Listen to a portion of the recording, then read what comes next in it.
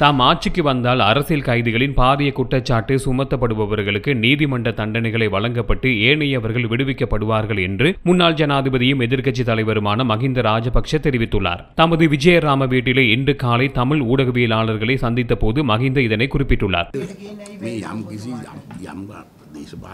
பொது மன்னிப்பு வழங்கப்படும் போது இரண்டு தரப்புக்கும் அது பொதுவானதாக இருக்க வேண்டும் என்று அவர் தெரிவித்துள்ளார். தமது எதிர்கால ஆட்சியின் போது தமிழ் மக்களுக்கான தீர்வு தொடர்பிலே தமிழ் தேசிய கூட்டமைப்புடன் பேச்சுவார்த்தை நடத்தப்படும். அவர்கள் அதிலிருந்து விலகி சென்றால் தமிழ் மக்களுடன் நேரடியாக பேசி இனப்பிரச்சனைகளுக்கு தீர்வு எடுக்கப்படும் என்று மஹிந்த ராஜபக்ஷ தெரிவித்துள்ளார். இனப்பிரச்சனைக்கான தீர்வு எவ்வாறானதாக இருக்கும் என்று கேட்கப்பட்ட கேள்விகளுக்கு பதிலளித்த அவர் பேச்சுவார்த்தைகளின் மூலம் அதற்கான இணக்கப்பாடு எட்டப்படும் என்று அவர் குறிப்பிட்டுள்ளார். தமிழ் தேசிய கூட்டமைப்புடன் நடத்தப்பட்ட பேச்சுவார்த்தைகள் முறிவடைந்தமைக்கு அந்த கட்சியே காரணமாகும். அரசியல் அமைப்பை பொறுத்தவரையிலே அது தீர்க்கமான கலந்துரையாடல்களின் மூலம் கொண்டுவரப்பட வேண்டும். தமிழ் தேசிய கூட்டமைப்பின் சுமந்திரன் நினைப்பதை போன்று அவசரமாக அதனை கொண்டுவர முடியாது என்று அவர் கூறியுள்ளார். ரணிலுடன் இணங்கி சென்றால் எதனையும் சாதித்து விடலாம் என்று தமிழ் தேசிய கூட்டமைப்பு எண்ணுகிறது. எனினும் அதனால் பயனில்லை என்பதை அந்த கூட்டமைப்பு தற்பொழுது உணர்ந்திருக்கிறது என்று மஹிந்த தெரிவித்துள்ளார். தாம் பொதுஜன பெரமுனவில் உறுப்பினர் நிலையை ஏற்றுக்கொள்ளவில்லை என்று குறிப்பிட்ட அவர் தாம் விண்ணப்பத்தை மாத்திரமே கையளித்ததாகவும் தெரிவித்துள்ளார். ஜனாதிபதி வேட்பாளர் தொடர்பாக பல்வேறு பெயர்கள் பிரயோகிக்கப்பட்ட போதும் உரிய நேரத்திலே தாம் வெற்றி பெறக்கூடிய ஒருவரை ஜனாதிபதி வேட்பாளராக அறிவிக்க உள்ளதாக மஹிந்த கூறியுள்ளார்.